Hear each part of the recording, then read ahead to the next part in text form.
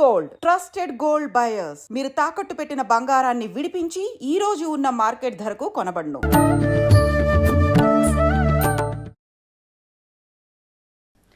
నమస్కారం, welcome to I dream. ధర్మ మార్గం విత్ విజిత కార్యక్రమానికి స్వాగతం.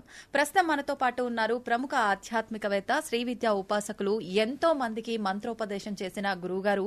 ఆయన మంత్రోపదేశం కోసం, ఆయన ఉపాసన శిక్షణ ఇవ్వడం కోసం ఎంతో మంది ఎదురు చూస్తూ ఉంటారు. ఇప్పటికీ ఎంతో మందికి ఆయన ఇప్పటికే మంత్రదీక్షను ఇవ్వటం జరిగింది. ఇప్పుడు వారితో మాట్లాడి మనం మంచి మంచి విషయాలు తెలుసుకునే ప్రయత్నం చేద్దాం. వారే గురు కరుణామయ్య గారు. ఇప్పుడు వారితో మాట్లాడిద్దాం. నమస్కారం గురుగారు. నమస్కారం. బాగున్నారా? బాగున్నాను, మీరు ఎలా ఉన్నారు? అమ్మదే వల్ల బ్రహ్మాండంగా ఉంది. అంతే, మీరు ఆ మాట అనగానే మళ్ళీ జోస్ వచ్చేస్తుంది. గురుగారు, ప్రతి ఒక్కరు కూడా అనుకుంటారు, అంటే భగవంతుణ్ణి ఎంతో భక్తితో పూజిస్తాము, మనసులో అంటే కోరికల కోసమే అని కాకపోయినా ఖచ్చితంగా భగవంతుడు ఉన్నాడు, మాకు ఆయన ఆ కోరిక నెరవేరుస్తాడు, ఆ కష్టం నుంచి గట్టెక్కిస్తాడు అని చెప్పి వేడుకుంటాం, చేయాల్సిన విధానం అంతా ఆచరిస్తాం. కానీ ఆ విధానాన్ని తీర్చే ముందు, మన సంకల్పం నెరవేర్చే ముందు అమ్మవారైనా సరే, స్వామి అయినా సరే చాలా పరీక్షలు పెడుతుంటారేమో అనిపిస్తుంది. నిజంగా అలా పరీక్షలు పెడుతుంటారంటారా? పరీక్షలు పెట్టి అవి పూర్తయిన తర్వాతే ఆ కోరిక నెరవేరుతుందంటారా? ఇది అంటే నాకు కూడా అనిపించింది పర్సనల్ గా చాలా సార్లు. ఇది వాస్తవం అంటారా? అసలు ఏంటి? మేము మామూలుగా ఆలోచిద్దాం, ఇలా హెవీ టాపిక్ ని చిన్నపిల్లల్లా ఆలోచిద్దాం. తప్పకుండా. ఆటో క్లాస్ చదివి వాడికి పరీక్ష పెడతారు. అవును. ఏబిసిడీలో ఏదో. అవును. పోస్ట్ గ్రాడ్యుయేషన్కి వెళ్ళి వాడికి పరీక్ష పెడతారు. ఆటో క్లాస్ వెళ్ళేవాడు మామూలుగా ఏదో హలో హలో అని దేవుని పలకరించి అగరబత్తి వెలిగించేవాడు అనుకోండి. నేను అమ్మవారిని ప్రసన్నం చేసుకోవాలి, ఆవిడ వల్ల నేను అశేషమైనటువంటి ఆధ్యాత్మిక జ్ఞానాన్ని పొందాలి, పుణ్య కీర్తిని సంపాదించాలి, ఇవన్నీ భావనలతో నేను ఉపాసన చేస్తే మరి వీడికి నిజంగా అటువంటి వాల్యూ, అర్హత ఉందా లేదా అని పరీక్షించాల్సిన ఒక సిస్టమ్ ఒకటి ఉంటుంది కదా. అవును, అంతే కదా. సో అర్హతను నిర్ణయించడం కోసం ఒకటి. రెండోటి, a person who takes difficulty as an opportunity is a saint, who takes opportunity as a difficulty is a normal person అంట. నాకు పరీక్షని ఎవడికి పరీక్ష పెడుతుంది? ఒక చిన్న విషయం, మా గురువు గారు నవావరణ పూజని శ్రీ విద్యలో చాలా కష్టమైన లాస్ట్ పూజ అనమాట. అది న్యాయంగా చెప్పాలంటే 16 గంటల పూజ. మా గురువుగారిని censor cut cut cut cut అని ఇది అక్కలేదు మనకు అక్కలేదని 4 గంటలకు కుదించారు. కుదించి మాకు ఇంకా నేర్పలేదు. నాకు ఒక పుస్తకం ఇచ్చి ఒక రోజు, సుబ్బు, నన్ను సుబ్బు అని పిలుస్తారు ఆయన, సుబ్బు నువ్వు ఇది రేపు చేస్తున్నావు అన్నారు. అప్పుడు కొంచెం యంగ్ ఏజ్ కదా, ఉక్రోషం వచ్చింది. కనీసం పూజ పేరైనా చెప్తారా, మాకు టీచ్ చేయడం మాట అటుండండి, పేరైనా చెప్తారా అని అడిగాను. ఇది నవావరణ పూజ అంటారు, శంకరాచార్య వాళ్ళు పీఠంలో వాళ్ళు చేస్తారు. ఓహో, దానికి ట్రైనింగ్ లేదు, నేను చెయ్యాలి. అదే రేపే మళ్ళీ 200 మంది వస్తున్నారు, కామాఖ్య పీఠంలో నువ్వు చేస్తున్నావు. ఎంత పెద్ద పరీక్ష అండి. కానీ మా గురువు గారి ట్రైనింగ్ వల్ల, మా అమ్మ ఇచ్చిన ట్రైనింగ్ వల్ల, ఏదో నాలో కెపాసిటీ లేకపోతే మా గురువు అంత పరీక్ష పెట్టడు, ఆయనే ఇస్తాడు స్ట్రెంగ్త్ అన్నారు. మార్పు నాలో వచ్చింది. సూపర్. నేను చెయ్యాలి పరీక్షలా పెట్టుకోలేదు. నేను ఒక ఛాలెంజ్, ఒక అవకాశం తీసుకుని నేను ఎలాగైనా సరే దీన్ని సాధించాలని ఆ రాత్రంతా ఫిజిక్స్, కెమిస్ట్రీ చదివినట్టు చదివేశాను. మర్నాడు చేసే 200-300 తప్పులతో చేస్తుంటాను. బట్ ఎలా చేసేవు అన్నది కాదు ముఖ్యం సుబ్బు, చేసేవా లేదా అన్నది ముఖ్యం. అది నేర్చుకో అన్నారు తర్వాత నెక్స్ట్ డే గురువు గారు. అంటే పరీక్ష అన్నది లేకపోతే నీకు అసలు ఆ స్థితికి వెళ్ళడానికి వాల్యూ ఉందా లేదని ఎవాల్యుయేషన్ లేకుండా నువ్వు అక్కడికి వెళ్ళినా నీకు ఉపయోగం ఉండదు.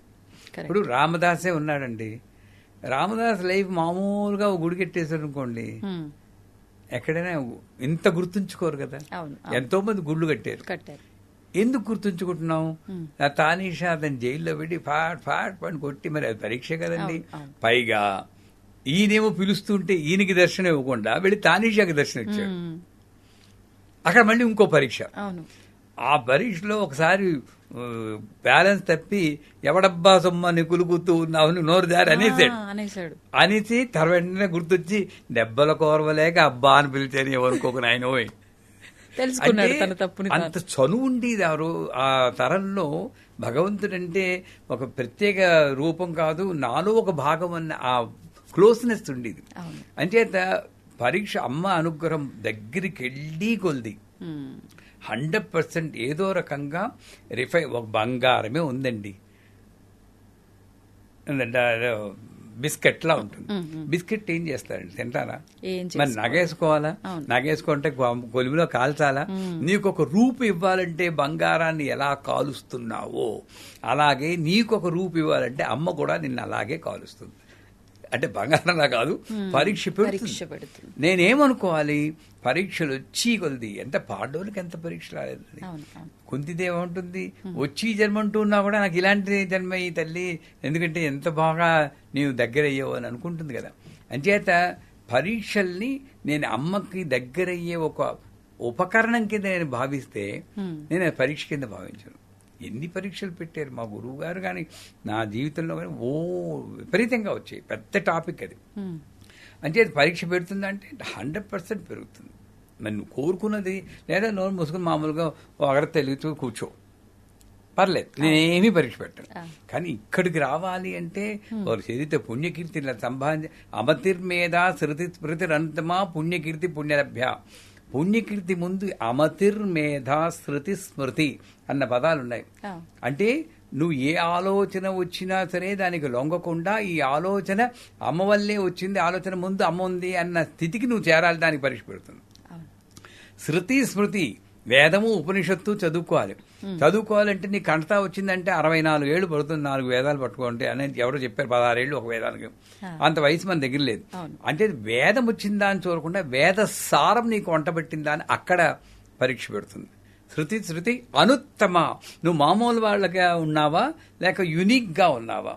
రోడ్డు మీద ఎవడో గిలగలా కొట్టుకుంటూ ఉంటాడు, నువ్వు వీడియో తీసి యూట్యూబ్ లో పోస్ట్ చేసుకుంటున్నావా లేక వాడికి ఏమైనా సాయం చేస్తున్నావా? ఆ పరీక్ష పెడుతుంది. రేపు నీకు ఒక పరీక్ష పెడుతుంది. అనుత్తమ, నువ్వు ఎందుకంటే ఒక చరిత్రలో మిగిలిపోతావు. ఎంతమంది గుర్తుంచుకుంటున్నారు? మనం పోయామనుకోండి, ఎంతమంది గుర్తుంచుకుంటారండి? మన ఫ్యామిలీ మెంబర్సే 10 నెల రోజులు 3 నెలలు గుర్తుంచుకున్న తర్వాత మళ్ళీ మామూలే అయిపోతుంది. మళ్ళీ రమణ మహర్షి, రామకృష్ణ పరమహంస, శంకరాచార్యులు వాళ్ళని ఎంతమంది గుర్తుంచుకున్నారు? మహాత్మా గాంధీ వాళ్ళు యూనిక్ పర్సనాలిటీ. వాళ్ళు ఎంత అనుభవించారు, జైళ్ళకి వెళ్ళారు. క్యాన్సర్ వస్తే ఆ పురుగు కింద పడిపోతే మళ్లీ పురుగును పీచి పెట్టారు. ఏమీ మామూలుగా ప్రాపంచికంగా మనం అనుభవించేది ఏది అనుభవించలేదు. అదే పెద్ద పరీక్ష వాళ్ళకి. చేత పరీక్ష పెడుతుందా అంటే 100% పెడుతుంది. కానీ ఆ పరీక్ష తట్టుకునే శక్తి కూడా ఆవిడే ఇస్తుందన్న నమ్మకంతో ముందెళ్తే పరీక్ష ఒకసారి దాటి అటు వెళ్ళేవా ఆ చంద్రార్కం మనం ఉంటాం. అది మాత్రం సత్యం. నా జీవితంలో మొట్టమొదటి గురువుగారి దగ్గరికి వస్తే నేను నీ జీవిత లక్ష్యం ఏమిటంటే చాలా రోజులు కొన్ని వేల మంది నన్ను గుర్తుంచుకుండాలి, మంచిగా గుర్తుంచుకుంటూ ఉండాలి. వీడురా ఇదిరా జీవితం అనుకుంటే అన్న జీవితం నాకు వచ్చేటట్టు అనుగ్రహించండి నన్ను. సూపర్. ఎందుకంటే నాకేం కోరికలేదు. కానీ చాలా తక్కువ ఆలోచిస్తారు ఇలా కదా గురుగారు? అంటే గురువు ఇచ్చిన అనుగ్రహం అదృష్టం అనుకోండి. అదే, అంతకన్నా లేదు నాకు ఏమి. ఇప్పుడు కూడా అంతే. ఇప్పుడు నాకు తృప్తే. నేను వెళ్ళిపోయినా కూడా తరతరాలు నన్ను అనుకుంటూ ఉంటాను. నాకేం బెంగలేదు. వెనక్కి తిరిగి చూస్తే తృప్తే గాని నాకు బెంగలేదు. ఆ జీవితం రావాలి అంటే నేను పడతాం విపరీతంగా పెద్ద పెద్ద స్వామీజీలు, శంకరాచార్యులు వారు వాళ్ళందరూ పడ్డారు. అగ్ని ప్రయోగం జరిగింది ఆయన మీద.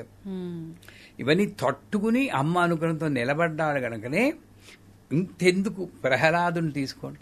అవును, హిరణ్యకశిపుడు ఎన్ని హింసలు పెట్టలేదు, ఒక్కసారైనా మానేడా? మన వాళ్ళు మా ప్లేస్ లో ఉంటే బాబోయ్ సరెండర్ అయిపోతాం కదా. దేవుణ్ణే తిట్టేస్తుంటారు. చివరికి ఎలాగా సినిమాలు చూపిస్తాడు, కిందకి పడిపోతూ ఉంటే ఆ నేల మీద టచ్ చేయదాకా పట్టుకోడు. అవును, అంటే ఎంత పరీక్ష అండి అది. మరి ఇతను భక్తుడని తెలుసు, అక్కడి నుండి పడేటప్పుడే పట్టేసుకోవచ్చు కదా. కిందకి పడి దాకా నువ్వు నమ్మకం పెట్టుకుంటావా, అప్పుడే నేను దొరుకుతాను. ఇవన్నీ మనకి నిదర్శనాలు. చేత మనం మన జీవితంలో అటువంటి పరీక్షలే వాళ్ళు తట్టుకున్నారంటే ఇవన్నీ చిన్న చిన్నవే అనుకున్నామా, ముందుకెళ్తాం. అద్భుతం గురుగారు, నిజంగా ప్రతి ఒక్కరు ఈ భావనతో ఉండాలి. నిజంగా ఇప్పుడు ఇది వినగానే అనిపిస్తుంది వెంటనే ఇది పాటించాలి, ఇలాగే ఉండాలి అని. మరుక్షణం నార్మల్ ఇలా అయిపోతుంది. అంటే అంటారు శ్మశాన వైరాగ్యం, ప్రసూతి వైరాగ్యం, పురాణ వైరాగ్యం, ఇలా వైరాగ్యాలు ఉండకుండా నిజమైన వైరాగ్యం మనం అలవర్చుకోవాలి అని ఒక దృఢ సంకల్పం ఉంటే చాలు, ఆవిడ అనుగ్రహంతో అదే వచ్చేస్తుంది. సంతోషం గురుగారు, ధన్యవాదాలు.